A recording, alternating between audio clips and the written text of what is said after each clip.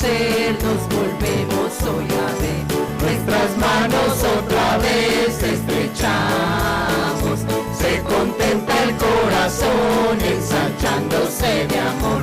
Todos a una voz a Dios, gracias damos. Bienvenido, bienvenido. Los hermanos hoy aquí nos gozamos en decir bienvenido, bienvenido. Al volvernos a reunir, bienvenido. Hasta aquí Dios te ayudó, ni un momento te dejó, y a nosotros te volvió bienvenido. El Señor te acompañó, su presencia te amparó, del peligro te guardó, bienvenido, bienvenido, bienvenido. Los hermanos hoy aquí nos gozamos en decir bienvenido, bienvenido. Al volvernos a reunir, bienvenido. Dios nos guarde de este amor para que de corazón consagrados al Señor le alabemos.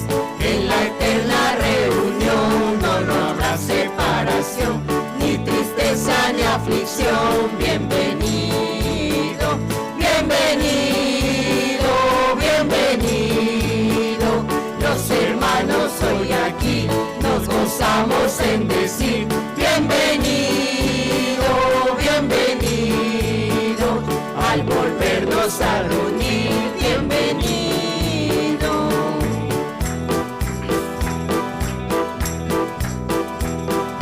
No hay un saludo más lindo que el saludo del cristiano. No hay un saludo más lindo que el saludo del cristiano. Te da la mano y te dice, Dios te bendiga, mi hermano. Te da la mano y te dice, Dios te bendiga, mi hermano. Dios te bendiga, Dios te bendiga, Dios te bendiga, mi hermano. Dios te bendiga, Dios te bendiga, Dios te bendiga, mi hermano.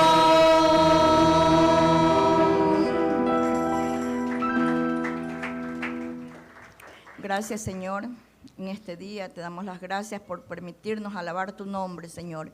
Quedamos en este tiempo con tu presencia, Señor. Acompáñanos y dirige, Señor, a nuestro pastor Gustavo, que va a llevar tu palabra para que edifique nuestras vidas.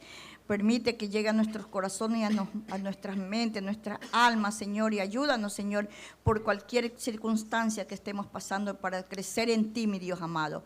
Gracias, Padre, gracias, Hijo, gracias, Espíritu Santo de Dios. Bienvenido eres tú a tu casa, Señor. Gracias, Señor. Amén y amén. Amén. Amén.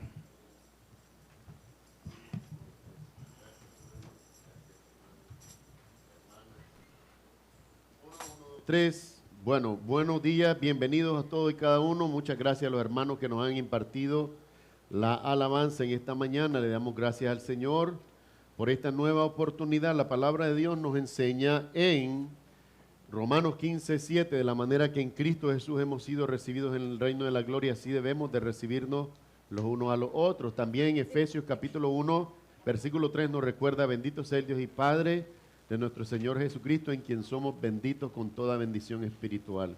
Así que como benditos hijos de Dios, en Cristo Jesús les damos la bienvenida a todos y cada uno. También a los que nos ven en línea, en esta mañana nos gozamos en darles la bienvenida, nos gozamos en ese privilegio, en esa oportunidad, ¿verdad?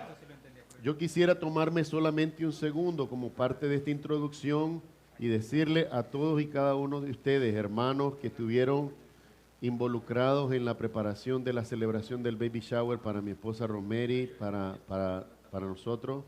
gracias de todo corazón de parte de mi esposa, de mis hijos, aún de Aurorita que no ha nacido, mi niña, ¿verdad? Ustedes los que me conocen desde hace mucho saben cómo le rogué a Dios por una hija y no me la dio primero, me la dio de último, pero siempre para que sea la primera, ¿verdad? Aunque le dé celo a los hermanos.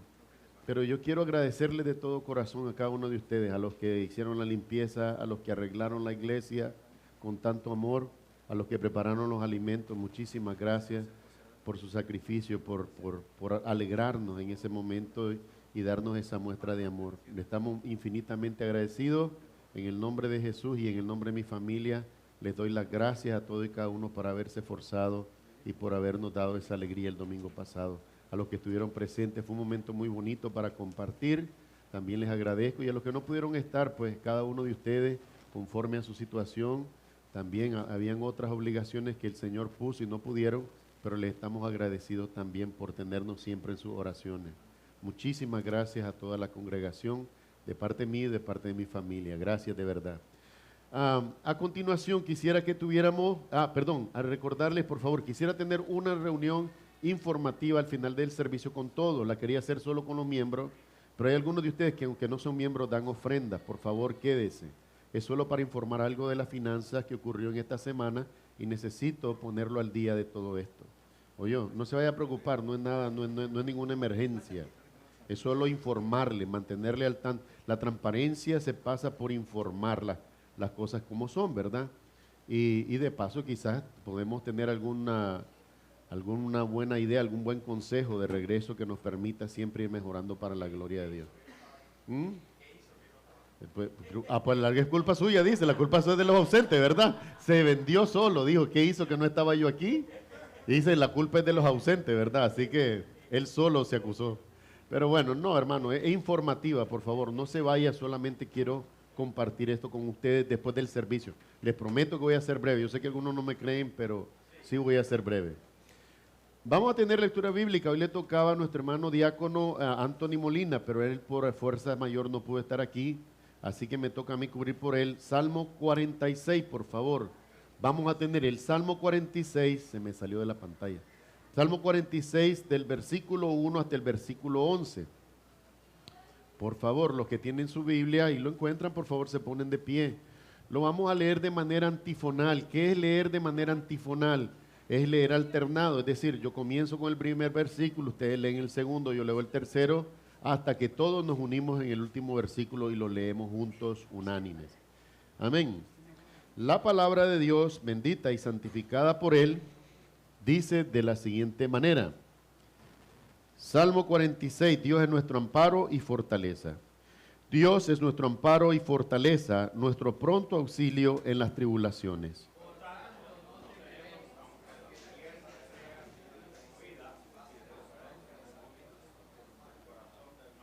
Aunque bramen y se turben sus aguas y tiemblen los montes a causa de su braveza, Selah.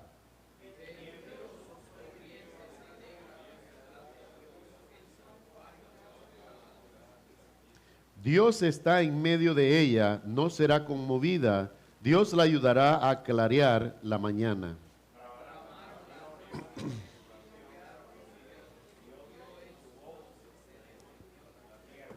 Jehová de los ejércitos está con nosotros, nuestro refugio es el Dios de Jacob.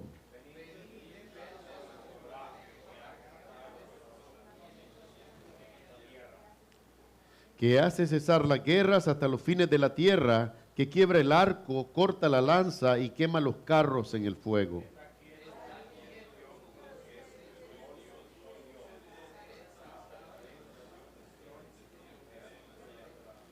Todos. Jehová de los ejércitos está con nosotros, nuestro refugio es el Dios de Jacob, Selah. Vamos a orar. Amado Padre Celestial, gracias por tu palabra y por tus promesas que son grandes para nuestra vida. Ayúdanos siempre a permanecer firmes, Señor, en ti y a permanecer, Señor, confiando a pesar de las circunstancias, Señor. Como lo decía Pablo magistralmente en una de sus epístolas, no caminamos por vista, Señor, sino que caminamos por fe. Ahora que te conocemos, Señor, en la verdad que nos has dado, queremos vivir y queremos caminar todos los días de nuestra vida. Danos esa gracia y ese favor Bendice a todos los hermanos presentes y a los que no han podido estar también ministren sus vidas conforme al poder de tu Espíritu Santo. Honramos al Padre, al Hijo y al Espíritu Santo, pidiéndolo todo en el nombre de Jesús. Amén y amén. Pueden sentarse, hermanos. A continuación le vamos a pedir a los niños que pasen con su maestro de escuela dominical y nosotros que nos quedamos aquí en esta mañana vamos a meditar acerca de una afirmación que de nuevo el apóstol Pablo hace en Romanos capítulo 4. Y esta afirmación no es otra que Jesucristo fue resucitado ¿para qué? Para nuestra justificación. Por supuesto, eso implica salvación. Ninguno que no es justificado puede ser salvo, ¿verdad? Pero la implicación directa, principal, es que la razón por la que resucitó de entre los muertos fue nuestra justificación.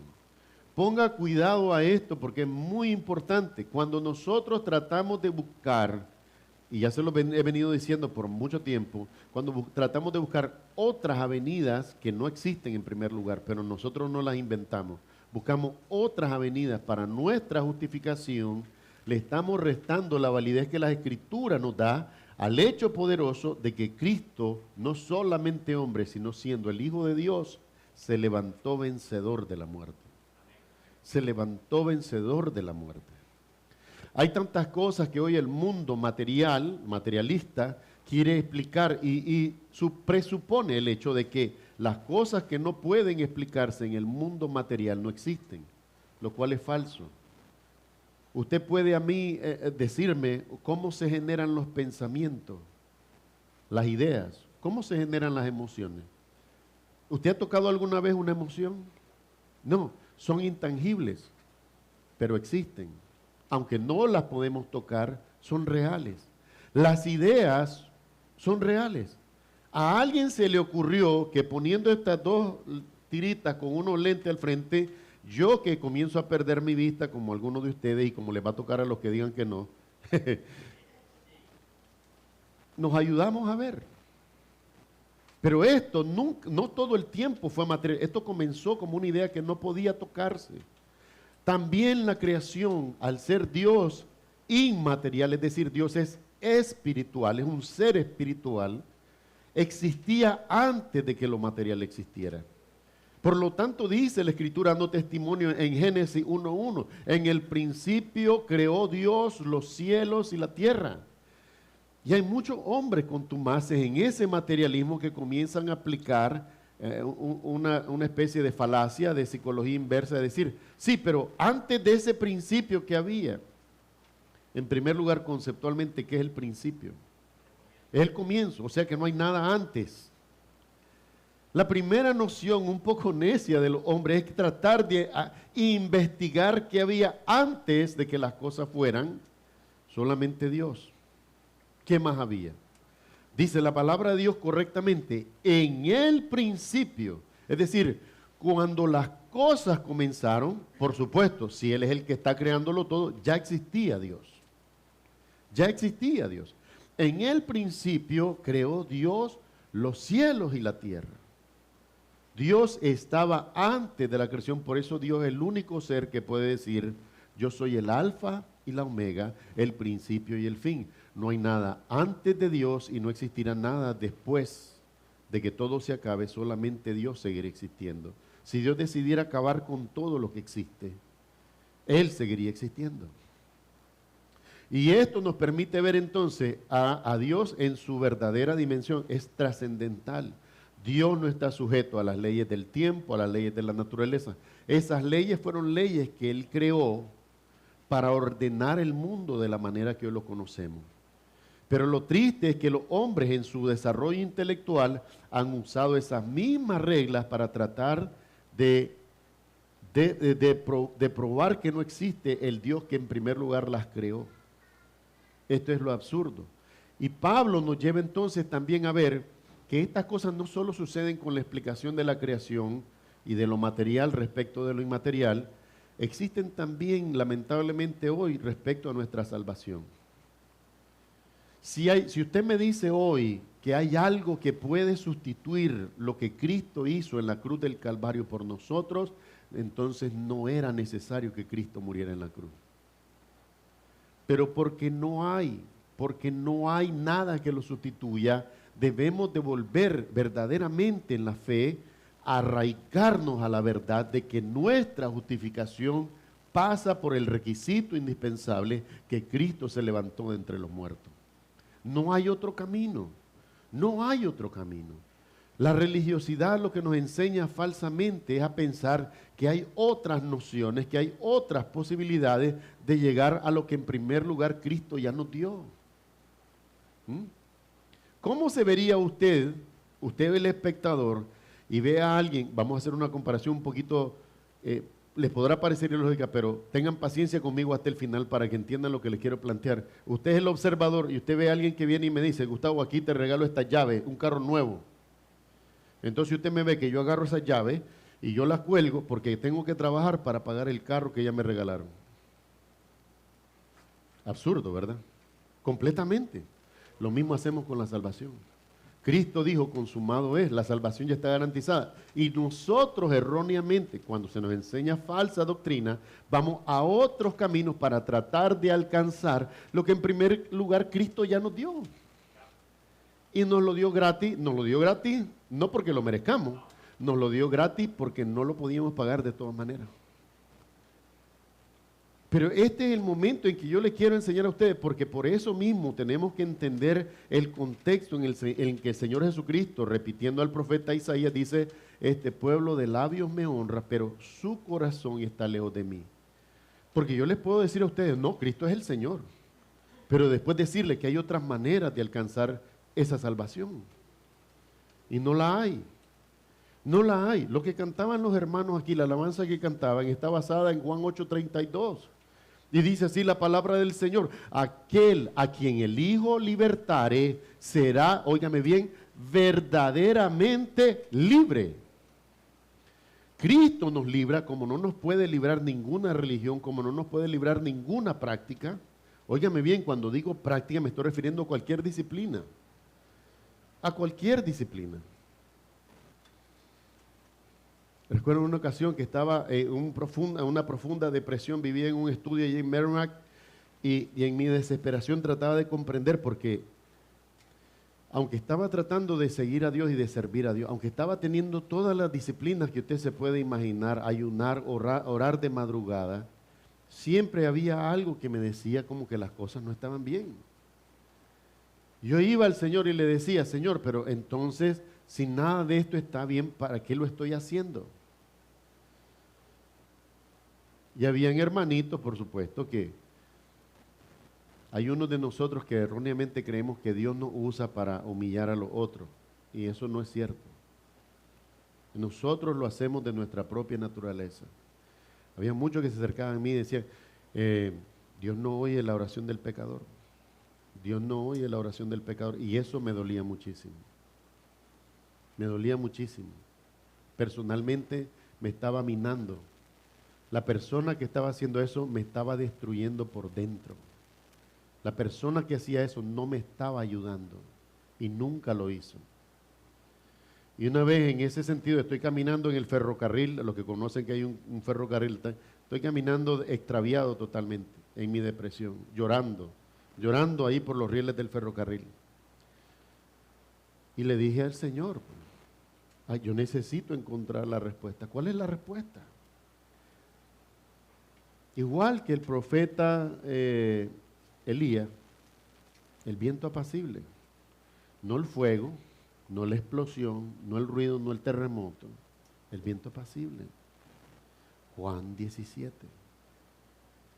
Inmediatamente yo me detengo, salgo de los rieles del ferrocarril y camino a mi apartamento, corro, abro la Biblia, comienzo a leer Juan capítulo 17 y comienza Jesucristo orando por sus discípulos y dice, Padre, te alabo porque tú siempre me escuchas. Y comencé a llorar y a llorar horas que no les puedo explicar. No sé cómo no me deshidraté llorando. Pues no sé, la persona que estaba haciendo eso me estaba atacando a mí. No buscaba mi edificación, no buscaba mi bien, no me dirigía a Cristo. Pero el Señor en su compasión me mostró, Gustavo, no se trata de ti. No se trata de cómo te sientes, no se trata de cómo ores, si es de rodillas, si es de pie. No se trata si oras en ayuno, si oras en la madrugada, al mediodía o en la tarde. Cuando tú oras en el nombre de mi Hijo, esa es una oración que yo siempre voy a escuchar. Voy a escuchar esa oración con amor. Y a esa oración la voy a responder con un sí cuando sea mi voluntad, con un no cuando no sea mi voluntad y con un no todavía cuando no sean mis tiempos. Mi hermano, hay que tener mucho cuidado. La palabra de Dios nos advierte una cosa bien clara y no la podemos pasar por alto. Cualquiera que haga tropezar a uno de estos mis pequeñitos, mejor le sería atarse una piedra de molino al cuello. No crea que es el molcajete que usan en Centroamérica, un palito así. No. Es la piedra de molino, es esa rueda que pesa 600 libras. Amarrársela al cuello y tirarse al fondo del mar. Imaginen lo que dice la Escritura. ¿Por qué les digo esto? Porque es importante entender que lo que yo estaba tratando de hacer, ¿saben qué me convertí a mí? En un religioso. Y lo que Dios me mostró en ese momento a mí personalmente es que Él no quiere un religioso. Ya hay muchos religiosos en el mundo, no quiere uno más. Dios estaba tratando de establecer una clara y sana relación entre su Hijo Jesucristo y yo. Yo el pecador, Jesucristo la justificación nuestra. Y desde entonces he tenido paz, porque a pesar de lo que me pudieran decir a mí, entiendo, no se trata de mí, se trata de Él. Lo que Cristo hizo en la cruz es mayor que cualquier cosa que tú y yo podamos hacer. Ahora, tú me vas a decir a mí, pero es que yo me siento bien orando a las 4 de la mañana. Síguelo haciendo. Síguelo haciendo. No dejes de hacerlo. Pero yo me siento bien ayunando 1, 2, 3 veces al mes. Ayuna, no dejes de hacerlo. Pero no creas que hacer estas cosas son las que te llevan al Señor. Porque entonces tú estás quitando de en medio ¿a quién? A Cristo. Y vuelvo a la premisa, si hay algo que pueda sustituir a Cristo, entonces Cristo no necesitaba ir a la cruz. Eso es lo que nos está enseñando Pablo aquí.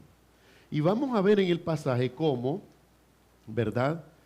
En estas 4 partes en que vamos a dividir el pasaje, se nos enseñan aspectos fundamentales que nos llevan a comprender por qué es importante confiar en lo que el Señor ha hecho. Perdonen aquí dice Romanos 3, pero es Romanos 4. Romanos 4, y dice así, la promesa realizada mediante la fe. Vamos de los versículos 13 hasta el 25, ahí no está correctamente todavía. Romanos 4, del 13 hasta el 25, la palabra de Dios bendita y santificada por Él dice así, porque no por la ley fue dada a Abraham o a su descendencia la promesa de que sería heredero del mundo, sino por la justicia de la fe. Porque si los que son de la ley son los herederos, vana resulta la fe y anulada resulta la promesa. Pues la ley produce ira, pero donde no hay ley tampoco hay transgresión. Por tanto, es por fe para que sea por gracia, a fin de que la promesa sea firme para toda su descendencia, no solamente para la que es de la ley, sino también para la que es de la fe de Abraham, el cual es padre de todos nosotros. Como está escrito, te he puesto por padre de muchas gentes, delante de Dios a quien creyó, el cual da vida a los muertos y llama las cosas que no son como si fuesen. Él creyó en esperanza contra esperanza para llegar a ser padre de muchas gentes, conforme a lo que se le había dicho, así será tu descendencia. Y no se debilitó en la fe al considerar su cuerpo que estaba ya como muerto, siendo casi de 100 años. O la esterilidad de la matriz de Sara. Tampoco dudó por incredulidad de la promesa de Dios, sino que se fortaleció en fe, dando gloria a Dios, plenamente convencido de que era también poderoso para hacer todo lo que había prometido. Por lo cual también su fe le fue contada por justicia, y no solamente con respecto a él se escribió que le fue contada, sino también con respecto a nosotros, a quienes ha de ser contada, esto es, a los que creemos en el que levantó de los muertos a Jesús, Señor nuestro, el cual fue entregado por nuestras transgresiones y resucitado para nuestra justificación. Que el Señor añada bendición a su palabra. Vamos a orar. Amado Padre Celestial, gracias por esta mañana en la que tus misericordias están delante de nosotros. Gracias por la vida, este tiempo, este lugar que tú has facilitado y por tu palabra santa y bendita que es abierta delante de nosotros, Señor. Tu Espíritu Santo, como está prometido, sea el que nos guíe a toda verdad, el que nos enseñe, Señor. Ayúdanos a conocer la verdad, porque sin ella nadie puede glorificarte. Honramos al Padre, al Hijo y al Espíritu Santo. En el nombre de Jesús lo pedimos todo. Amén y amén. Amados hermanos, vamos a ver entonces en este pasaje que continúa Pablo insistiéndole a la iglesia en Roma que no es por las prácticas. Una de las principales cosas cuando se planta una nueva iglesia para cualquier misionero es conocer cómo la cultura y en especial la religión afecta a las poblaciones. ¿Por qué razón esto es importante? Porque si tú no entiendes cómo ellos son afectados por las costumbres que han predominado en sus generaciones, tienen la propensión a volver a tropezar y volver hacia atrás. Cuando tú le predicas a un católico y el católico se convierte a la fe verdadera en Cristo Jesús, tiene que permanecer por razón de disciplina, insistiendo, enseñándole la importancia de no generar ídolos, de no crear imágenes. Porque toda la vida dentro de la práctica católica se le dijo, no, esas imágenes no son idolatría, sino que son para ayudarte a tener una ayuda visual, de que hay personas, de que hay... Y esto no es así, la Escritura lo prohíbe, la Escritura lo condena. Y en la iglesia el problema peor es que se le da todos estos hombres, todos estos santos, todas estas cosas que ellos ponen, todos aparecen de pie, todos aparecen bien y Jesucristo aparece crucificado. ¿Usted no ve un problema en eso? Todo el San Pancracio, San Josefo, San lo que sea, van todos en sus cuadritos ahí con la aureola, la cabeza para un lado, la cabeza para el otro, tipo fotografía, y Cristo allá con los brazos abiertos clavado a la cruz. Como que todavía no se pudo salir. Y le estoy hablando, no se ofenda, porque yo fui católico también. Yo fui católico. Yo era uno de esos católicos practicantes que llegaba por mi culpa, por mi gran culpa, salía de la puerta y corría, no me iba para la casa, me iba a jugar béisbol a la calle y mi mamá me regañaba. Mi mamá decía, yo no quiero que crezcas en la calle, quiero que crezcas como un hombre de bien. Pero te digo porque hacíamos todas esas cosas porque era una práctica, ni siquiera entendíamos lo que estábamos diciendo, honestamente. Lo hacíamos porque donde va Vicente va toda la gente. Si todos se golpean en el pecho, pues yo también. Si aquí la disonancia no voy a hacer yo. Si están grabando, el único que va a estar ahí todo golpeándose el pecho y yo no. Lo hacía, pero no lo hacías con convicción. Y de todos modos, aunque lo hubieras hecho con convicción, no es la práctica que Dios te pide en la Escritura. No es eso. La Escritura te pide algo mucho más simple y es reconocer y glorificar a su Hijo Jesucristo. Simple. Pero en este pasaje entonces, como Roma está rodeado de todas estas prácticas paganas, tienen dentro de su religión oficial la obligación de, óigame bien, adorar al emperador como que es Dios en la tierra. Hombre, llenos de toda corrupción, de toda maldad, de todas las aberraciones que usted se puede imaginar. ¿Ah? Uno de ellos, que todavía no me acuerdo el nombre, pero uno de ellos nombró cónsul a su caballo porque quería tanto a su caballo que lo nombró cónsul. Imagínese usted cómo andaba la nación de Roma ya en ese entonces. Y comienza uno a ver la decadencia. Mire, Roma llegó a ser la nación más poderosa de la tierra. Y Roma, llegando a ser la nación más poderosa de la tierra, no hubo ejército que lo venciera. Lo que lo venció fue su propia decadencia moral. Roma, en pocas palabras, se pudrió por dentro. De nada le sirvió el poderío militar, el poderío económico, el poderío de todo lo que usted se imaginara. Dominaban la ciencia, llegaban a las naciones, las conquistaban. Los que eran inteligentes sobrevivían por gracia para servir al imperio, y los que no sabían nada los mataban y los aniquilaban para que no fueran naciones que se levantaran después contra ellos. Roma no fue vencida por ningún ejército. Roma no fue conquistada. Cuando entraron los hermanos, los bárbaros, entraron a Roma en el año 300 para dominar lo que quedaba, y ya lo que quedaba era, como decimos en nuestro país, las cáscaras, eran las cascaritas, ya no quedaba nada. Todo por dentro se había podrido, se había caído. Una decadencia moral, un alejarse de Dios, porque sus prácticas eran idólatras y sus prácticas eran de muerte.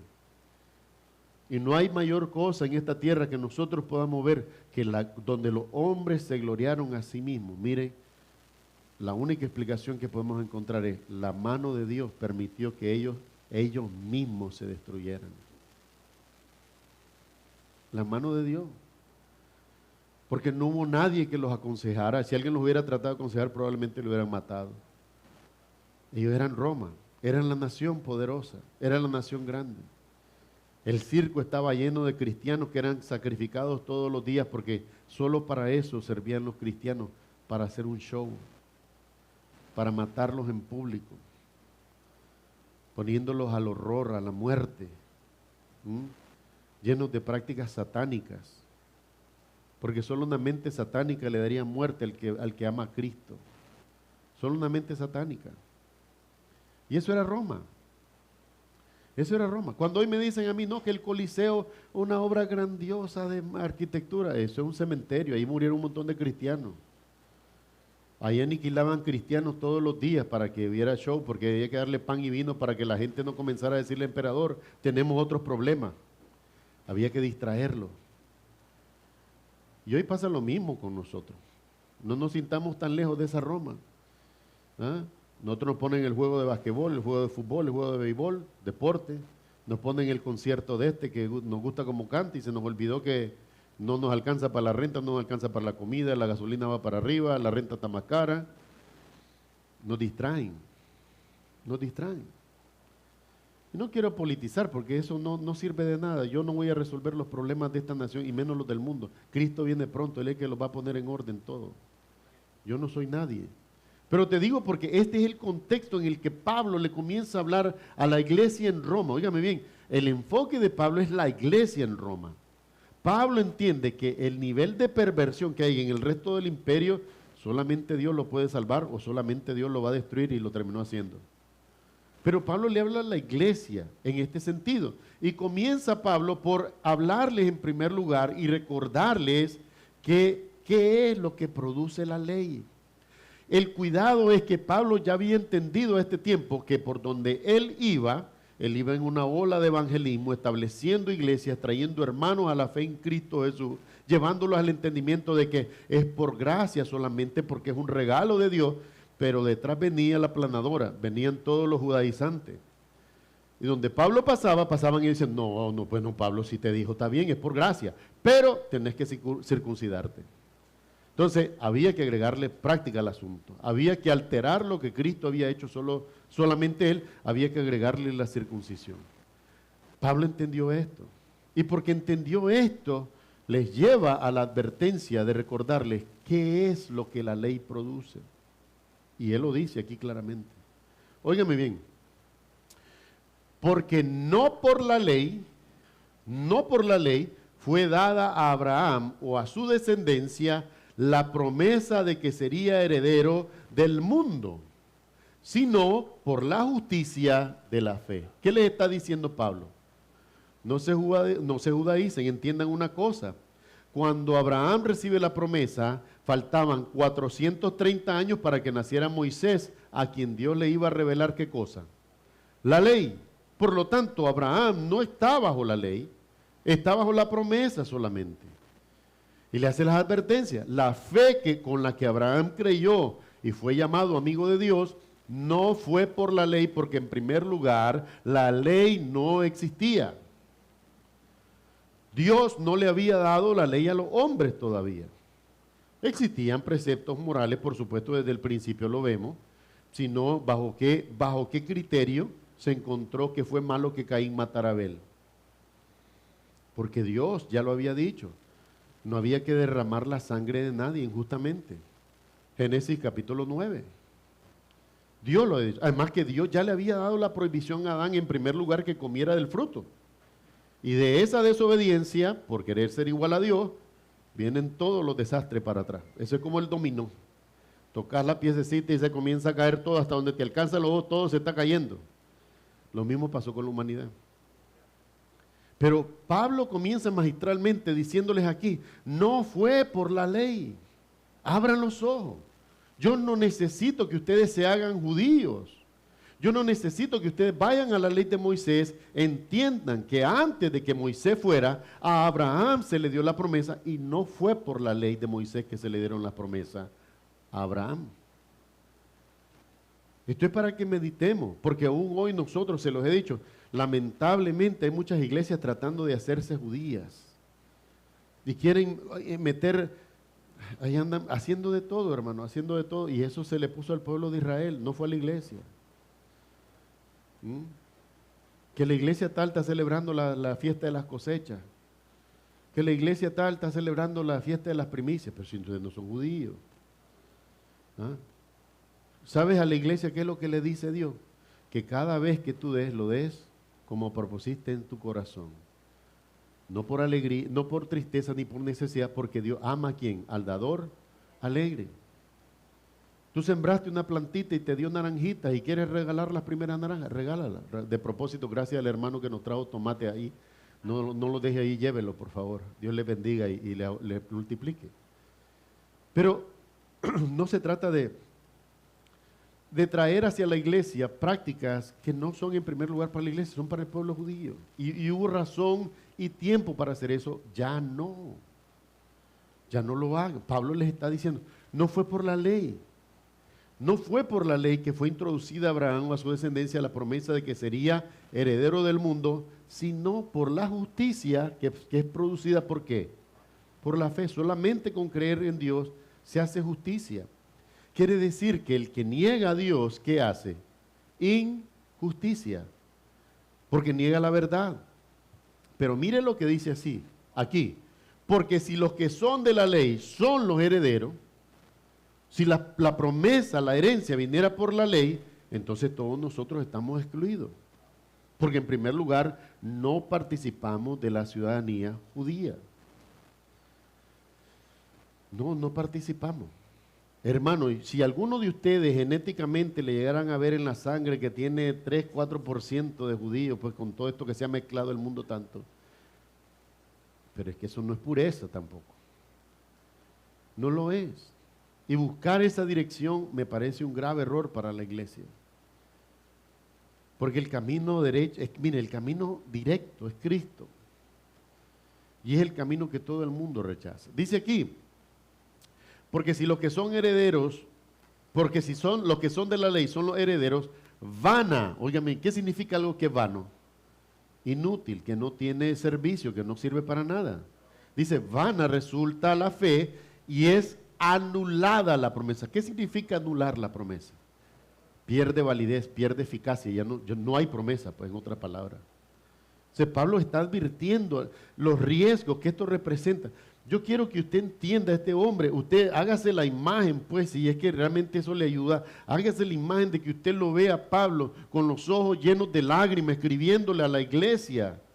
No hagan eso, no se vuelvan a las prácticas. No desprecien a Cristo, no se vuelvan a las prácticas, no adoren a Abraham, no adoren a Moisés, no adoren a Elías ni a ninguno de los profetas, porque Dios quiere que pongamos la mirada en su Hijo. Y tengan cuidado porque las tácticas de Satanás son bien sutiles. En esta semana estaba tratando de buscar material de estudio en unos canales teológicos en YouTube, y en uno de ellos encontré un video donde decía, óigame bien, ¿por qué era necesario que Jesucristo, o por qué se tenía que encontrar Jesucristo con Moisés y con Elías en el monte de la transfiguración? Ah, sí, Jesús era el que tenía la cita con ellos ahí. Jesús es el que necesitaba ir, pues, porque tal vez necesitaba la bendición de Moisés y la bendición de Elías sobre su cabeza. Absurdo, hermano. Absurdo. Porque cuando Pedro, inmovilizado por la visión que tiene, torpemente, sí, torpemente habla y dice, Señor, bueno es que estemos aquí, hagamos 3 enramadas, una para Moisés, una para Elías y una para ti. Ahora su maestro quedó de último, porque como buen judío había que idolatrar a Moisés y había que idolatrar a Elías primero. Cristo no, Cristo es tercero, y si hubiera habido otro lo pone para atrás el Señor también. ¿Y qué hace la voz desde el cielo? Los cubre una nube, se llena de pánico, de terror.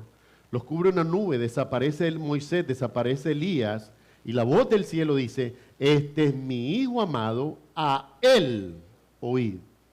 No era Jesús que tenía que reunirse con Moisés y Elías, era Moisés y Elías que tenían que venir a darle gloria al Rey de la Gloria. No me confunda y no deje que el enemigo, que la serpiente, lo enrede y lo haga tropezar en el error. No es Cristo menor que ellos, es mayor.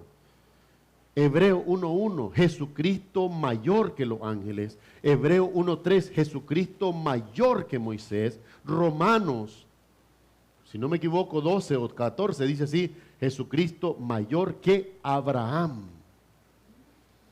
Cuando Jesús habló de Abraham, dijo así, Abraham vio mi día y se gozó.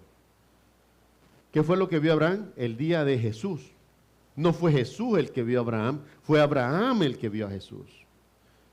Por esto, amada iglesia, tú estás llamada a ser de Cristo y de nadie más. Yo hoy te celo a ti, óyeme bien iglesia, yo hoy te celo a ti como un siervo fiel que te quiere que tú seas la esposa de Cristo y de nadie más. Hay que botar los ídolos, hay que arrancar toda esa maldad de frente y darle la gloria al único que la merece. Tú no fuiste dedicada a Abraham ni a Moisés. Tú eres la esposa de Cristo y para Cristo te tienes que preparar. Él es tu Señor, Él es tu Redentor, Él es tu esposo. No hay otro. No hay otro, iglesia. Y dice aquí, porque si los que son de la ley son los herederos, van en la fe y anulada es la promesa, lo cual no es el caso, porque no es por la ley. Pero mire lo que les dice Pablo para ayudarle a reforzar lo que les está enseñando. Pues la ley produce ira. Oiga, ¿qué es lo que produce la ley? Ira. Entonces, ¿qué haría yo si hoy les dijera a ustedes, vayan y cumplan la ley de Moisés? Los estoy poniendo bajo ira. Anote, Gálatas 3, 10 y 11 dice así. Porque sabemos que todos los que dependen de la ley, es decir, que sienten la necesidad de querer cumplir la ley, están, dice Pablo, bajo maldición. Porque escrito está, maldito el que no pueda cumplir con todo lo que está escrito en el libro de la ley. Usted y yo, mejor que nunca se nos ocurra, el día que sorprendamos a alguien en adulterio o en fornicación, nosotros no podemos arrastrarlo afuera de Nacho y matarlo a pedrada. Porque sería un crimen por el cual nosotros pagaríamos tal vez hasta con nuestra propia vida. No somos ministros de justicia en esa capacidad. Hay un juez, hay policía, hay orden.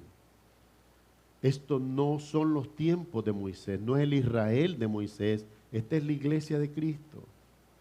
Si no puedes cumplir uno, entonces no cumples la ley. Había un hermano en Nicaragua, yo lo quería mucho, porque él hasta lloraba cuando le hablaba de Cristo. Lloraba y yo creo hasta el día de hoy que era sincero. Pero el afán de él era el Shabbat, era adventista. Había que cumplir el Shabbat, había que ir al Shabbat. No, Gustavo, yo también veo en ti que hay amor por Cristo, pero hay un problema. Ustedes deshonran a Dios porque no guardan el Shabbat. Entonces le hice la pregunta a ti. ¿Qué dice Levítico 23:5? Dice, no encenderás fuego en tu casa en el día santo del Señor, el Shabbat.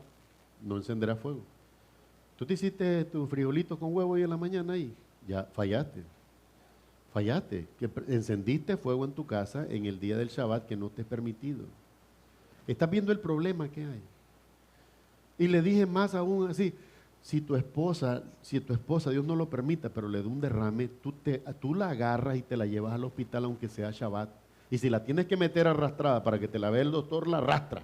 Pero tú no vas a dejar morir a tu esposa. Y es bueno. ¿Sabes por qué? Porque tú no estás bajo la ley, estás bajo la gracia. No sé qué habrá pasado con él, perdí contacto desde que vine para acá a Estados Unidos, pero les digo, muchas personas están convencidas tanto por la manera errónea en la que les han enseñado que están obligados a cumplir la ley, cuando la ley en primer lugar lo que produce es ¿qué cosa? Ira.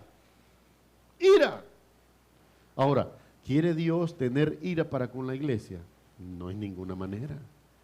En ninguna manera.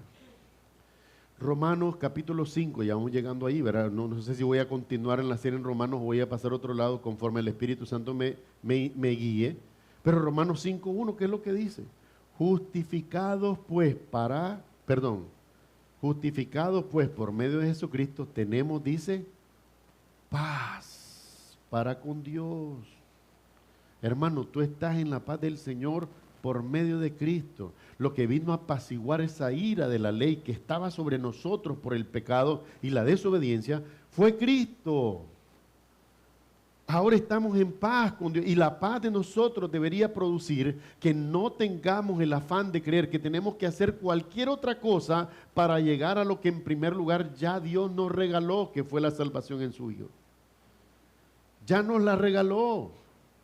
Ya está garantizada. Siempre reflexione, medite. Mi amado hermano, ¿sabe por qué hago esto yo? Porque a veces se nos pone, y se los he dicho, me he vuelto, yo creo que es que estoy viejo quisquilloso, ya viejo gruñón. Pero es que nos dan esos planes. Lea la Biblia en 6 meses.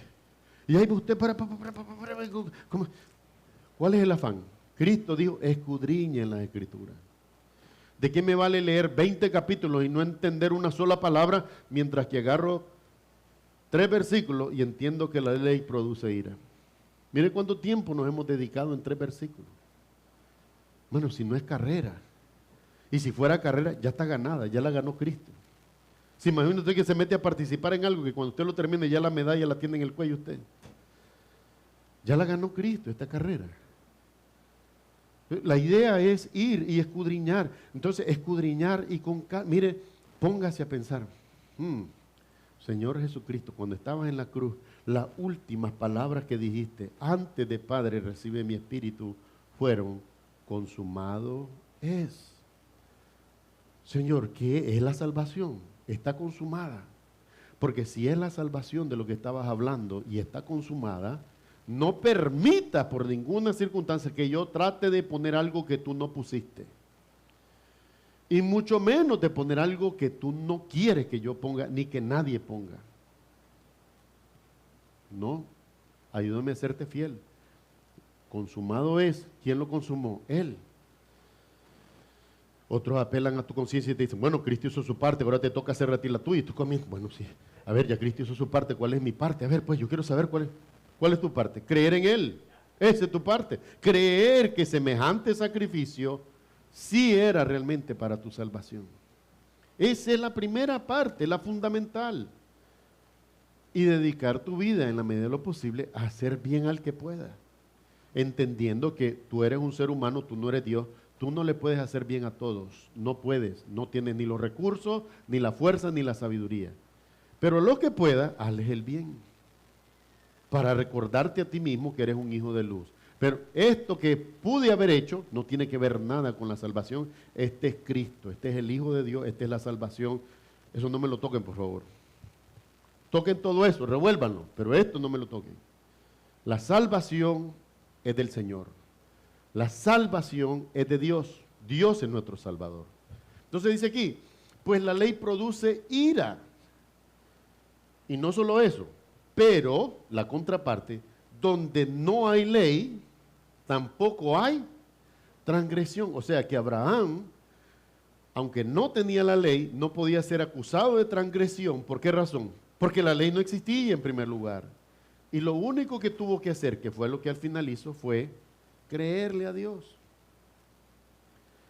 Como hombre, es admirable, sí es admirable lo que hizo Abraham. Imagínense, Dios le habla, en primer lugar, ¿cuál es esta voz que me está hablando? ¿Será que no he comido? Le habla a Dios y le dice, deja tu casa y tu parentela y vete a la tierra que yo te mostraré. O sea, imagínese usted que les diga yo a usted, tengo que irme porque, ¿y a dónde va, pastor? No, no tengo dirección. Usted dice, el pastor ya se le zafaron los tornillos que le quedaban, ya no le queda ninguno puesto ahí, se volvió loco. Y la gente debe haber visto a Abraham de la misma manera en aquel tiempo. Ok, te vas, nos vas a dejar a tu familia que tanto te ama, tu familia que tanto te quiere, nos vas a dejar.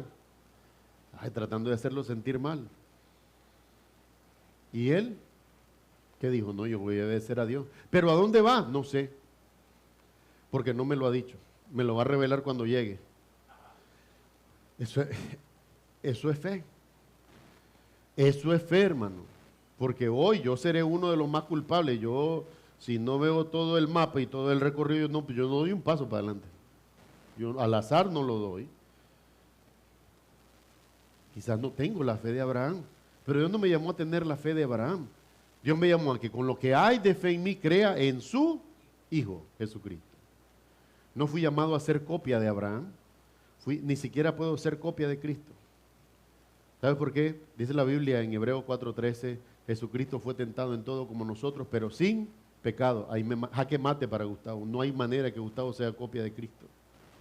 Cuando dice que Cristo fue sin pecado, Gustavo, el hombre terrenal, no puede ser como él, a menos que Dios transforme mi cuerpo como está prometido en 1 Corintios 15. Yo no puedo hacerme una copia de Cristo. Cristo me va a revestir de su gloria cuando el tiempo se cumpla con un cuerpo glorificado en la resurrección de los muertos. Pero por el momento no. Por eso yo soy el que necesita un Salvador y Él es el Dios que salva. No somos iguales. Se los he dicho, de las pocas alabanzas que han quedado así como resonando en mi cabeza, la de Jesús Adrián Romero. No es como yo. Aunque lo llame por su nombre, Él no es como yo. No es como yo. Cristo no es hombre solamente. Cristo es el Hijo de Dios, el Verbo que se hizo carne y habitó entre nosotros. No puedo ser como Él. Ahí te dicen, no, es que tú tienes que ser como Cristo, tú no puedes hacerte nada. Déjame ponerte las cosas en orden, aunque no te guste. Tú no puedes hacerte como Cristo, no puedes. Pero puedes permitir que el Espíritu Santo que Él ha puesto en ti te guíe para hacer las cosas que glorifiquen a Dios. Y la gracia te fue dada para que entiendas que cuando falles, Dios no es hombre para mentir, ni hijo de hombre para arrepentirse. Pablo le dice a Tito le dice, si nosotros le negamos, Él nos negará. Si nosotros lo menospreciamos, Él nos menospreciará. Si nosotros le somos infieles, ¿qué dice ahora? Cualquiera diría ojo por ojo, diente por diente. No. Si nosotros somos infieles, Él permanece fiel. Él no puede negarse a sí mismo. Imagínense qué amor de Dios, que aunque le fallemos, Él está ahí siempre para nosotros. Qué consuelo. Por eso cada día más claro veo las palabras del Señor Jesucristo. Ustedes separados de mí nada pueden hacer. Cualquiera diría, este Cristo es un arrogante. No, es la verdad. Separados de Él nada podemos hacer. Separados de Él buscamos lo que no glorifica a Dios, y lo que no glorifica a Dios, ¿qué hace con nosotros? Nos destruye, nos mata.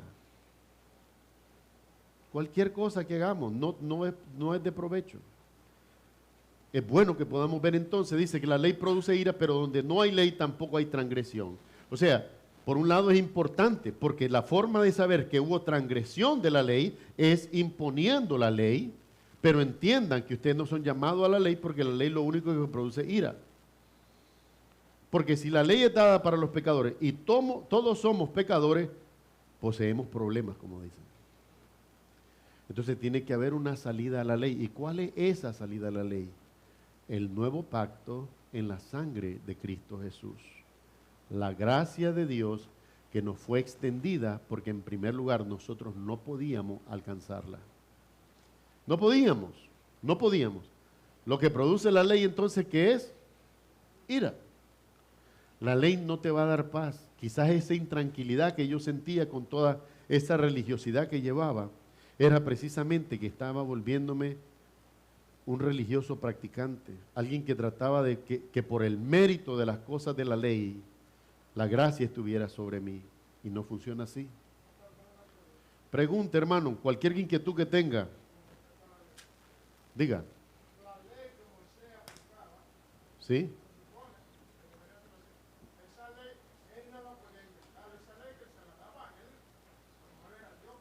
Claro.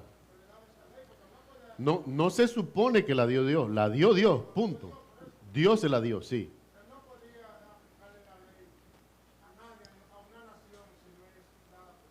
Claro.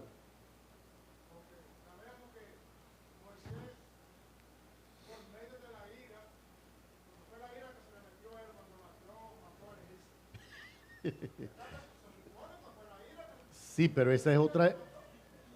Pero hay una diferencia entre esa ira y la otra ira que está hablando. No es lo mismo la ira de Dios que la ira de los hombres. Ok, sí, continúe, por favor, no lo interrumpo. Ajá. Ujú. Correcto.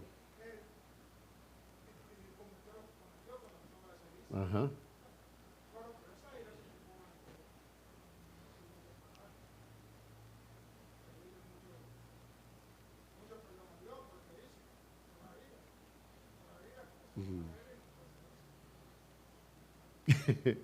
Mire, hermano, primero, cuando él mató al egipcio, la ley no existía porque Dios todavía no se la había revelado. O sea, él está en esta parte donde dice, donde no hay ley, tampoco hay transgresión, ¿verdad? Porque no estaba establecido claramente. Por eso la imagen que yo le doy es que como humano yo pienso en lo que sintió Moisés cuando vio el dedo de Dios escribir en la piedra, no matarás. Que la traducción real es, no cometerá homicidio. Esa es la traducción correcta. ¿Por qué razón? Porque los hombres de Dios mataban, y mataban por órdenes de Dios, ¿sí o no? ¿Cuál fue la orden para Saúl que él desobedeció? Tenía que acabar con los amalecitas, con todo, matarlos. Dios los mandaba. O sea, la ley lo que dice es no cometa homicidio, es decir, matar desprevenida a la persona o matarla por razones de odio o con otra razón, o según tu propia justificación y no por la justicia de Dios. Esta es la correcta traducción, pero no me voy a detener ahí porque no es el asunto de hoy. El problema con la ira que Moisés usó para matar al egipcio es que esa ira era la misma ira que nacía no de la vocación de libertad que Dios quería traer sobre Israel, sino de la frustración de no poder librar a su nación. A la hora de él cometer es un homicidio porque fue empujado, ¿por qué cosa? Por la ira, pero no por la ira de Dios, sino por su ira humana. Perdió control y lo mató. ¿Verdad? Porque maltrataba al resto de sus conciudadanos. Y él creyó que haciendo esto, Israel iba a decir, este es el libertador. ¿Qué va a hacer? Al día siguiente otro le dijo que me va a matar a mí como el egipcio. Ni siquiera eso creyeron, pues. O sea que no le sirvió de nada matar al egipcio. Eso es lo que la Escritura nos dice. Ahora bien, cuando esto se da, yo quiero que usted entienda, es distinto cuando Dios decide quitarle la vida a alguien. ¿Sabe por qué? Porque en primer lugar fue Dios el que la dio. Por eso la Biblia nos enseña que el único que puede quitar la vida en realidad es Dios. Pero por eso la ira de los hombres no es lo mismo que la ira de Dios. Porque la ira de Dios está basada en otros criterios de acuerdo a su santidad. Pero la ira que yo puedo ejercer como hombre está minada de todo mi pecado, de mi transgresión, de mi caída. Es decir, me cae mal y le voy a quitar la existencia porque me cae mal. Eso es homicidio. Eso es homicidio. Y es de lo que nosotros debemos de tener cuidado. Son dos cosas totalmente diferentes, hermano. Aunque pudieran tener paralelismo, realmente para nosotros Dios no justifica la ira.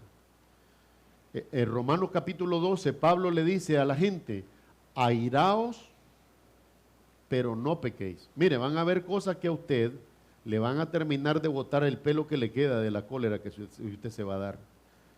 La Biblia dice que es natural, es razonable. Lo que usted no puede es actuar con esa ira. Con esa ira. Actuar. Hay momentos, hermano. Hay momentos.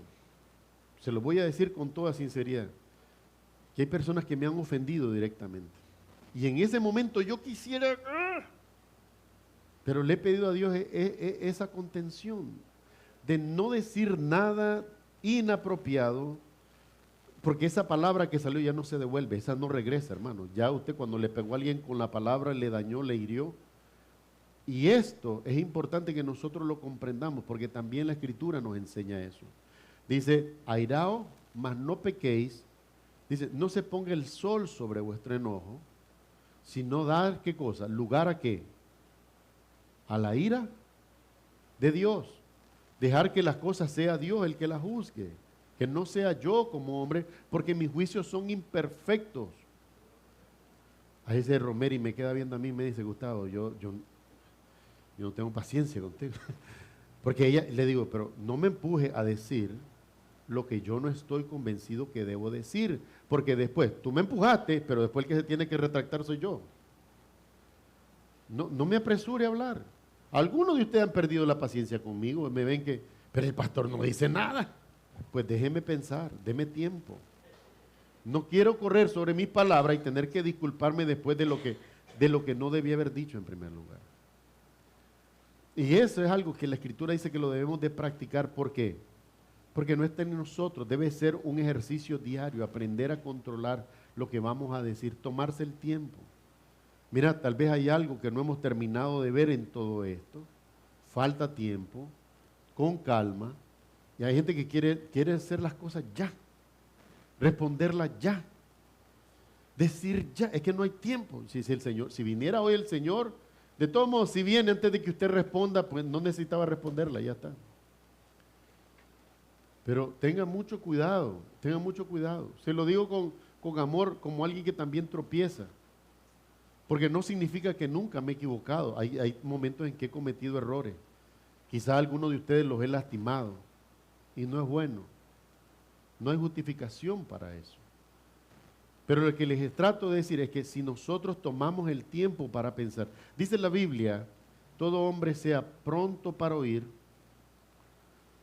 ¿cómo es? Tardo para hablar, tardo para airarse y pronto para escuchar.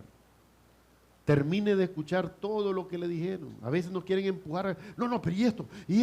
Ya me preguntaste 3 cosas, déjame que te conteste la primera.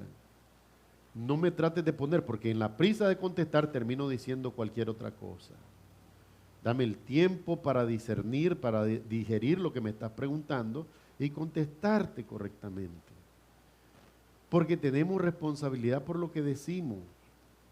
No es cierto que solo se diga, no, solo lo dije por broma. No lo digo por broma. Hay que tomarse el tiempo para examinar bien si lo pude haber hecho de otra manera más constructiva. Siempre hay una oportunidad. Siempre hay una oportunidad. Entonces, cuando le digo esto es que cuando obramos por esa ira, no necesariamente se trata de la ira que viene por la ley de Dios, ¿verdad? O la ira de Dios que viene por la ley. Se trata de que diferenciemos entre lo que es de Dios como castigo al pecado y lo que es de nosotros como hombres, que es caído. Es caído, es pecaminoso. Lo es, mi hermano, no se ofenda, examine la Escritura conmigo y vea cómo es mejor dejar lugar al juicio de Dios. La Escritura nos dice eso todo el tiempo. Pablo dice en Romanos 2, no sea vencido de lo malo, sino que vence, ¿qué cosa? Con el bien vence el mal. Y en esto tenemos que aprender a dejarnos guiar por el Señor en la dirección correcta. Entonces, no se olvide nunca que la ley lo que produce ira. En el caso del egipcio, no estaba ni Moisés ni el egipcio bajo la ley. Por lo tanto, fue directamente un homicidio. Y sé que ciertamente, y lo que le quería decir es esto. Usted me dijo, ahora, a Moisés tuvo que haberle pedido mucho perdón a Dios por ese homicidio. Pues fíjese que no. ¿Y sabe por qué le voy a decir que no? Porque lo dice la Escritura en los Salmos y lo vuelve a confirmar en Romanos cuando dice, bienaventurado el varón a quien Dios no imputa pecado. No dice que no lo cometió. Dice que Dios no te lo imputa como culpa. Y usted diría, pero qué injusto va a ser Dios. ¿Cómo es que Dios no le imputa la culpa a Moisés si ahí está el muerto, ahí está el egipcio muerto? A nosotros tampoco nos ha imputado el pecado que cometimos. ¿Sí o no? No los imputó. Porque cuando nos ve mediante la gracia que es por su Hijo. O sea que cualquier pecado que hayamos cometido, en la gracia de Jesucristo fue perdonado. No es que no lo cometimos, es que Dios no nos los imputa como falta, porque estamos anclados a Cristo el Señor, el Salvador. Esa es la gran diferencia. O sea, no se trata de cuánto pidió Abraham a Moisés, con cuántas lágrimas le pidió perdón. Entonces, como hizo todo ese sacrificio, Dios lo perdonó. Entonces eso es obras. Eso es contrario a la Escritura. El sentido es que Dios tenía que perdonar a Moisés. ¿Sabe por qué? Porque fue Dios el que lo escogió para el propósito de guiar a Israel. Y si Dios no perdonaba a Moisés, le hubiera quitado la vida. Pero Dios quiso, en vez de quitarle la vida, usar la vida de Moisés para llevar al pueblo de Israel a la libertad. Usó a Pablo, que fue testigo de la muerte de Esteban. No les imputó la culpa de su pecado, sino que los perdonó y los tomó como instrumento para cumplir su propósito.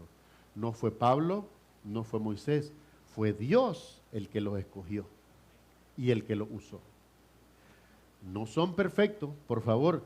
Yo aquí te predico, y esta es mi insistencia, y por esto hay muchos que están asustados conmigo, no me quieren, pero no importa. Te predico a Cristo. Te predico a Cristo. Si alguno quiere oír de Moisés, o de Abraham, o de Elías, mi amado hermano, déjeme darle la dirección de la sinagoga más cercana. Ahí usted se va a reunir con los judíos y adore a todo lo que usted quiere Israel, si usted quiere. Pero si usted quiere conocer al Hijo de Dios, que esta palabra dice es el único redentor de nuestras vidas, aquí estoy para servirte y hablarte de Cristo, el que tuvo compasión de un pecador como yo y puede tener compasión de cualquier otro pecador. Es de Cristo que predico. Es a Cristo a quien yo te debo. Es a Cristo a quien quiero darte. Y ya te dije, iglesia, yo te celo a ti con el celo del Señor, como la esposa de Cristo que tú eres. Tú no le perteneces a nadie más. Tú le perteneces a Cristo, a nadie más le pertenece. Entonces, punto número 2, dice que la ley produce ira. Pero vamos a ver en el punto número 2 que dice que se da por fe, ¿para qué? Para que al ser por fe también sea por gracia. O sea, ahora entra el elemento de la gracia. Es inmerecido, no lo merecíamos. No lo merecíamos. Por tanto, dice Pablo, no es por la ley, porque la ley produce ira. Por tanto, dice Pablo, es por fe para que sea por gracia. O sea que tiene que haber una conexión entre mi fe y la gracia de Dios. La gracia de Dios. Se los decía el domingo pasado, muchos están hablando, bueno, dice, yo voy a orar porque yo quiero ver la Shekinah de Dios. La Shekinah, ¿verdad? Lo que vio en la grieta Moisés, porque Moisés le dijo al Señor, si yo no me dejas ver tu gloria, si yo no puedo tener prueba de que tú eres un Dios real, yo no quiero seguir. Imagínense, en ese mismo momento Dios le hubiera quitado la vida por rebelde. Pero Dios tuvo compasión de él. Y le dice, cuando pase por ti, te voy a meter en una grieta y no me vas a ver el rostro, porque el que vea mi rostro muere, pero me vas a ver las espaldas. Y pasó el resplandor y dice que desde la grieta Moisés vio la gloria de Dios. Y lo que vio, lo que entendió, le llamó Shekinah, y entonces ahora todo el mundo anda que también quiere ver la Shekinah. ¿Ok? O sea, volver al Antiguo Testamentario. Vos querés volver a aquellos tiempos, pues de la roca, pero si tenés al Hijo de Dios. Si tenés al Hijo de Dios, al verbo que se hizo carne, al que existía antes de que el mundo fuera. Juan 17 dice, Padre, glorifícame ahora con la gloria que yo tenía contigo antes de que el mundo fuera. Eso no lo puede decir Abraham, no lo puede decir Moisés, no lo puede decir Elías, no lo puede decir Isaías, ninguno de los profetas. Jesucristo dijo, glorifícame con la gloria que tenía contigo antes de que el mundo fuera. Antes de que existiera todo lo que se ve, yo tenía la misma gloria contigo. ¿Quién no entiende que eso significa que Jesucristo es Dios? ¿Quién no entiende? ¿Quién no entiende? Yo puedo decir lo mismo. No, yo no puedo. Yo ni en la mente de mis padres estaba en 1970. Ni idea, ni proyecto era yo en la mente de mis padres. Dios es Dios desde siempre y para siempre. Así que es importante que la fe que tú y yo tenemos, esa fe no es para llamar la chequina, esa fe no es para secar los mares, esa fe no es para mover montañas, esa fe está amarrada a la gracia. Y esa fe amarrada a la gracia me dice a mí que todo lo que yo tengo que creer tiene que girar alrededor de una persona, su nombre es Jesucristo, Rey de Reyes y Señor de los Señores. Es allí donde debe rodear mi fe, donde debe estar anclada, donde debe estar centrada, como la luna da vuelta alrededor de la tierra y no se puede salir de esa órbita. Yo tengo que girar alrededor de lo que Cristo es para mí. Cristo debe ser el centro de mi vida. Y espero en el Señor y creo en el Señor con fe, que es el centro de tu vida también. Porque es así que debe de ser. Entonces vienen los problemas y las olas y las tormentas y aquí estoy. Y si no mueves al centro, tampoco me mueves a mí. Porque giro alrededor de ese Cristo. Y si Él es inamovible, ¿qué crees? Aquí voy a estar girando alrededor de Él. Aquí está mi fe. Mi fe amarrada. No, es por tanto, es por fe para que sea por gracia. Están unidas. No es la fe como yo les decía en Nicaragua. Por favor, no hagan eso. Eso no es fe, eso es idolatría. Que estaban haciendo tortillitas, ¿verdad? Y entonces la dejaban pasar 5 minutos y se quemaba la tortilla cuando levantaban. ¡Oh, la cara de la Virgen María! Por Dios santo. No, esa no es fe, eso es idolatría. Eso es paganismo. Usted pone esa tortilla y aunque la ponga al vacío, eso tarde o temprano se va a podrir. No es para eso la fe. Pero la fe es para ponerla en algo que es inamovible, que es inmovible, que es eterno, que es poderoso, en el Señor. Dice, es por fe para que sea por gracia, a fin de que la promesa sea como firme. Mi amado hermano, ¿qué le pareciera yo si le dijera, mire, creamos en esto y vemos aquellas cosas que no se queden en su lugar donde está tambaleándose? No, está firme. Si usted hubiera entrado hoy, Dios nunca lo permite, y usted ve que el piso está como que está bailando, usted, no salgamos, no, todo esto se va a caer, no es seguro, pero lo que está firme nos da confianza, es eso, es que esté firme. La firmeza la produce esa unidad entre la fe y la gracia, es la verdadera fe del Evangelio, que sea firme para toda su descendencia, oigan bien, toda la descendencia, no solamente para la que es de la ley, sino también para la que es de la fe de Abraham. O sea que hay otra descendencia. Hay unos que vienen conforme a Abraham, pero vienen en lo espiritual creyendo. No vienen por la práctica de la circuncisión, por obedecer la ley, vienen porque creyeron. Entonces dice aquí, el cual es Padre de todos nosotros, dice, para la que es de la fe de Abraham, el cual es Padre de todos nosotros. Dice, y como está escrito, te he puesto por Padre de muchas gentes delante de Dios, a quien creyó, el cual da vida a los muertos y llama las cosas que no son como si fuesen. Fíjense bien lo que está produciendo aquí. La fe debe estar unida a la gracia. Y debe estar puesta esa fe en el Dios verdadero que llama lo que no es como que es. Dios había elegido a Israel, ciertamente lo eligió. Pero Dios en medio de eso tampoco se olvidó de los gentiles. Cuando el salmista escribe el Salmo 24, si yo fuera judío me hubiera ofendido. No, la nación de Dios, el pueblo de Israel, no hay otro pueblo. Y el salmista en el Salmo 24:1, ¿qué es lo que dice? De Jehová es la tierra y su plenitud, el mundo y los que en él habitan. Todo es de él. Todo es de él, por él y para él. Así es la gloria de Dios. Dice aquí, Abraham creyó en esperanza contra esperanza. Es decir, no tenía otra cosa en que creer. Mire, vuelvo y le digo, es admirable la fe de Abraham. Él no tenía la Biblia para leerla. No existía, o si existía, él no tenía acceso a esos escritos. Él venía de un pueblo que era idólatra, Ur de los caldeos. Los caldeos tenían dioses de la fertilidad, dioses de esto, dioses hasta para tirar para arriba, como todas las naciones idólatras. Y Dios le dice, deja a tu familia, tu tierra y tu parentela, y vete a la tierra que yo te mostraré, sin tener una Biblia que le dijera, este es el Dios verdadero. Y lo hizo, le creyó. Y cada vez dice que iba de esperanza contra esperanza. Dice que hay una ocasión en la que Dios le dice, salte de tu tienda en la noche. Y Abraham se sale y le dice, ¿sabes una cosa? Tú puedes ver las estrellas del cielo, ¿puedes contarlas?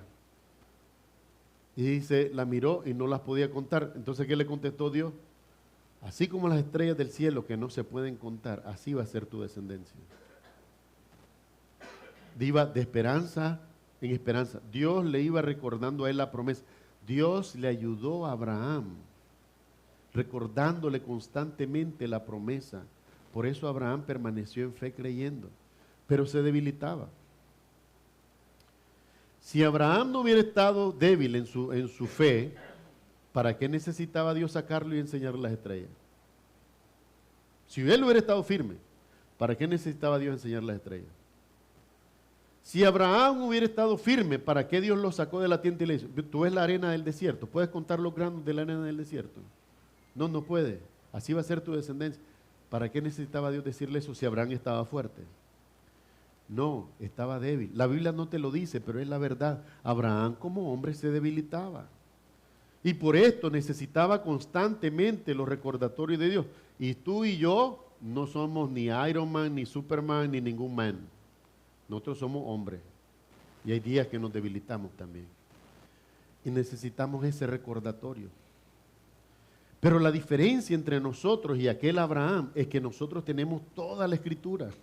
Él no tenía nada. Nosotros tenemos al Espíritu morando en nosotros. Él no lo tenía. Él no lo tenía. Hoy tenemos los recursos y aún así nos debilitamos. ¿Por qué? Porque somos humanos y necesitamos ese recordatorio constante del Señor. Dice que creyó de esperanza contra esperanza para llegar a ser padre de mucha gente, conforme a lo que se le había dicho, así será tu descendencia. ¿Qué clase de promesa? Y una promesa que cuando ya se la dio, Abraham ya andaba por los 60, 70 años.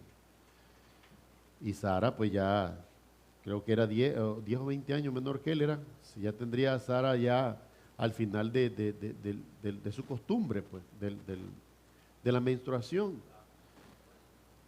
¿Verdad? Ya aquella matriz estaba envejeciendo y humanamente hablando era imposible. Pero lo que es imposible para los hombres no es imposible para Dios. Y aunque ellos trataron manera, en realidad la manera de Dios fue a los 100 años. A los 100 años completitos le dio a Isaac, porque era en el tiempo y en la manera de Dios. Eso era. Vamos a ver entonces en el punto número 3, que además que la conexión que debe haber, de la conexión que debe haber entre la fe y la gracia, lo mismo de nuevo, como lo dice Pablo en otra instancia, que es no por vista, sino que es por fe, es creyendo. Es creyendo. Dice, y no Abraham, y no se debilitó en la fe al considerar su cuerpo, que estaba ya como muerto, siendo de casi 100 años, o la esterilidad de la matriz de Sara, porque ya había pasado mucho tiempo de la edad fértil en la que Sara podía lógicamente, naturalmente dar a luz. El problema es que la intervención de Dios iba a ser sobrenatural. Como todo lo que Él hace, es sobrenatural. Mi amado hermano, tú tienes que comprender que a veces nosotros nos angustiamos y somos expertos en pronunciar muerte. Nosotros, no, está muerto, ya se murió, ya. Dios no es así. Israel está delante del Mar Rojo, Faraón viene con el batallón, el ejército, ya, hasta aquí llegamos. ¿Qué vamos a hacer? Viene Dios, abre el mar y los hace caminar por el Mar Rojo.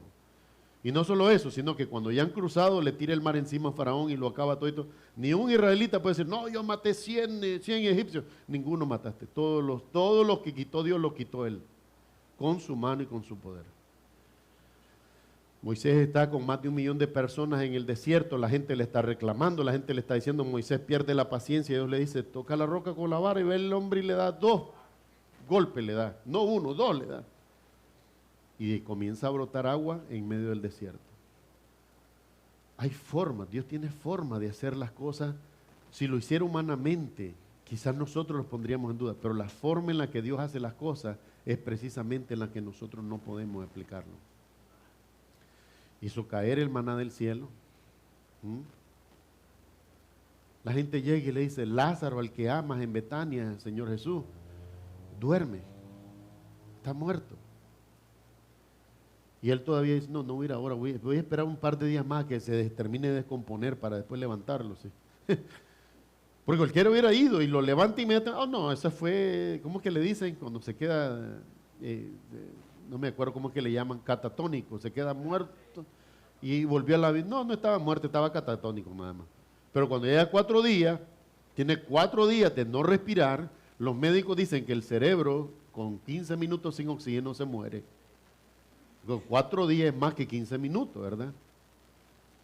Si el Señor lo hace difícil para nosotros, para Él no es difícil.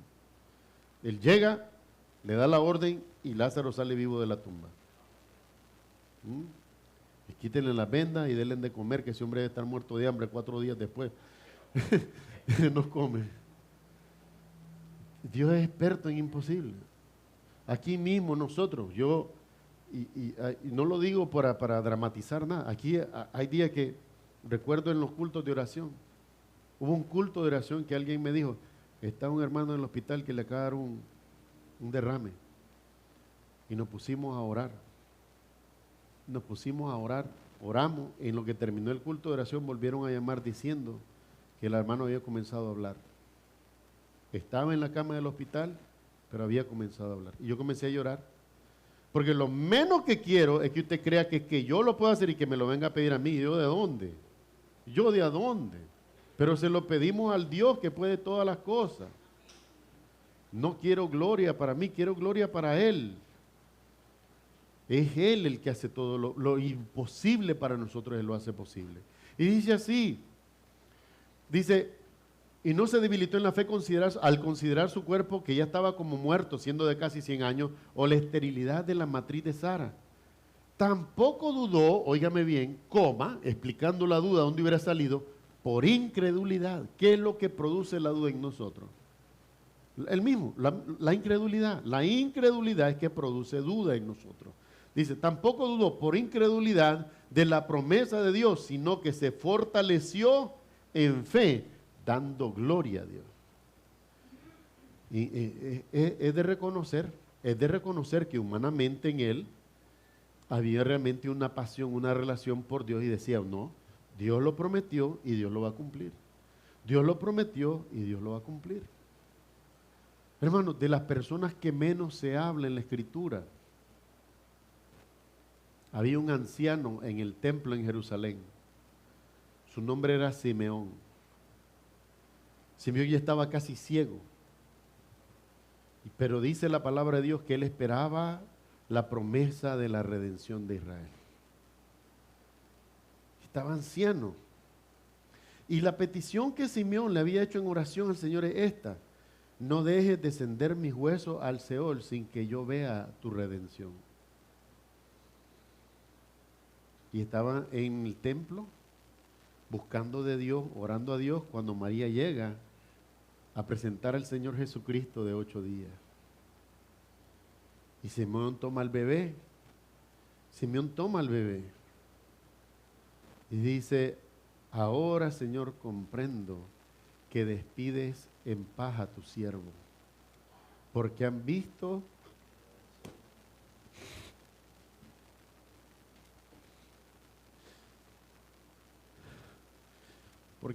mis ojos la redención de Israel.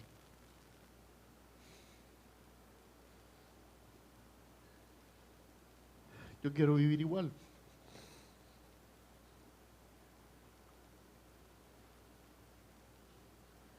Yo quiero creer igual.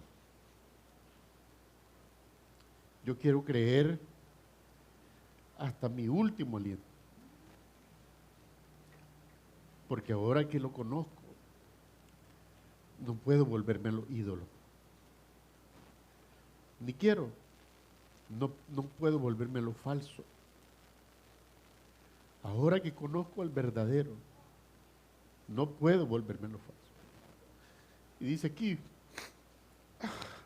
tampoco dudó por incredulidad de la promesa de Dios, sino que se fortaleció en fe, dando gloria a Dios, plenamente convencido de que era también poderoso para hacer todo, óigame bien, todo lo que había prometido. Cuando tú y yo entendemos el poder de este Dios, todo lo que dijo se cumplió, y lo que no se ha cumplido tiene cumplimiento. Porque todo lo que Él dijo ha de cumplirse. Todo. Dice así. Por lo cual también, dice, la fe de Abraham, su fe le fue contada por justicia, porque no había otro parámetro. Al no estar la ley, no existe transgresión. Por lo tanto, el parámetro con el que tenía que ser juzgado Abraham es la fe. Y su fe le fue contada por justicia, por justificación. Entonces nosotros podemos ver que no se trataba de que él lo vio. Él no lo vio.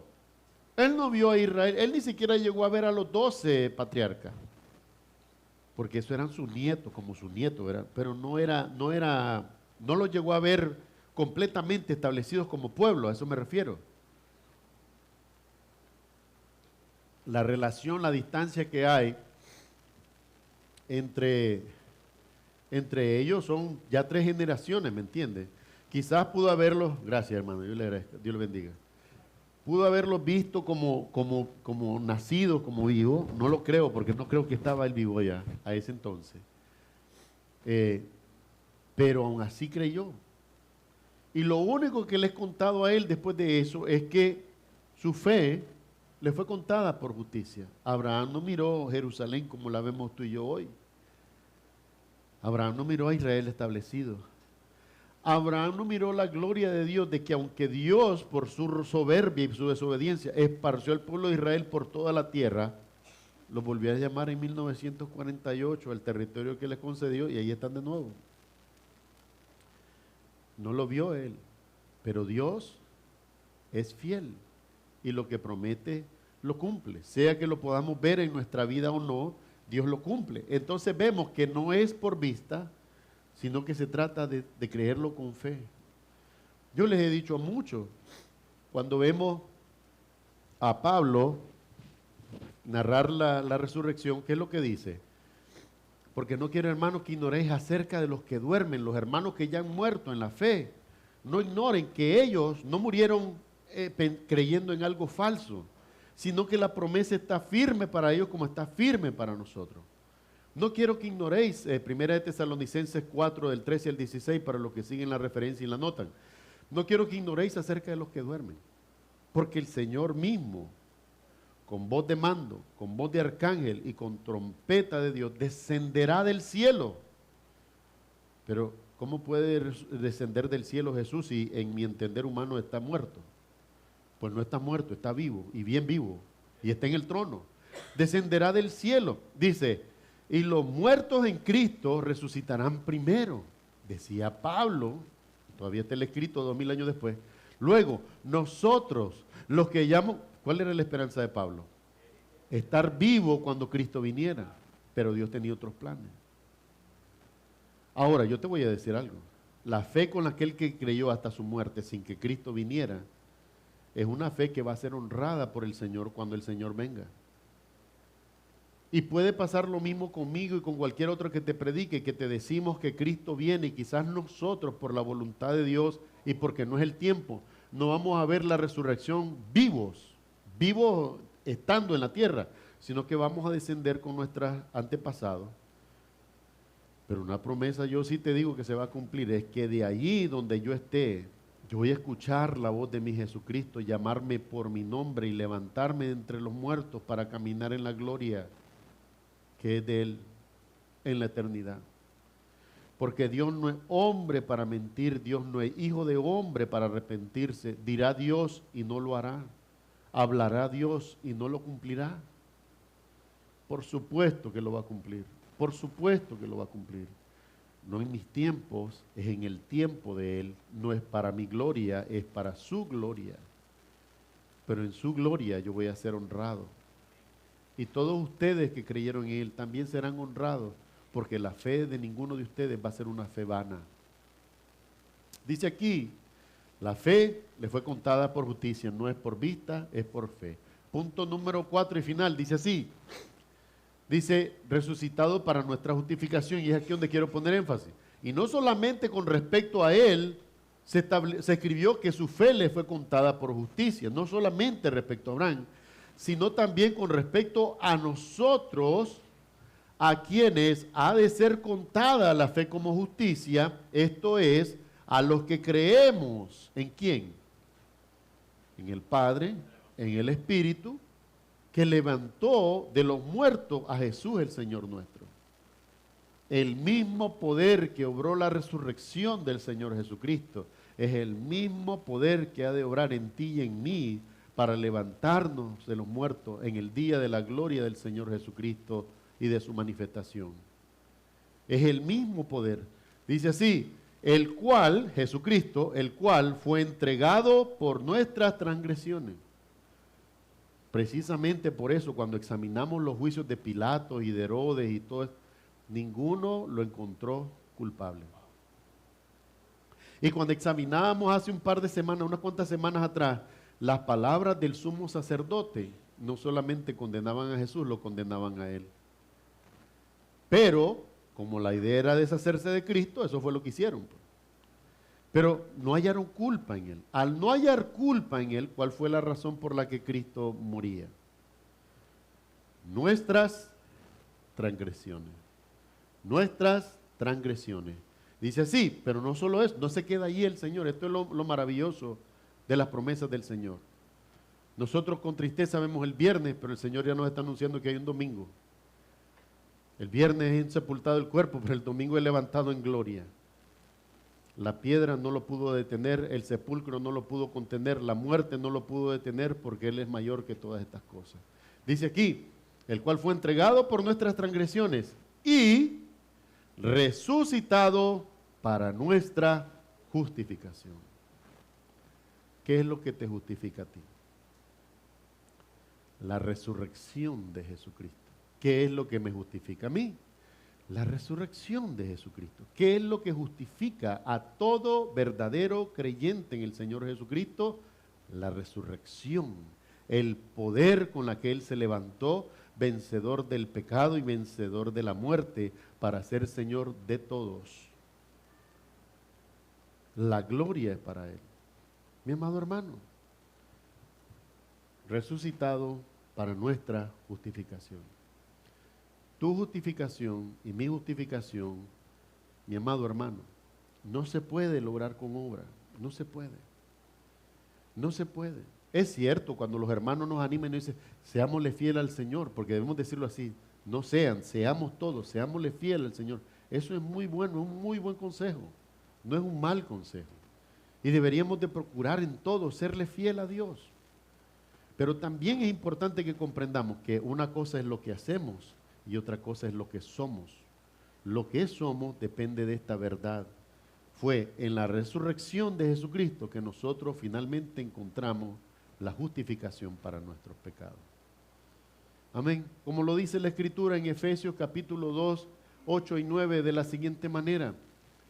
Porque por gracia sois salvos, por medio de la fe.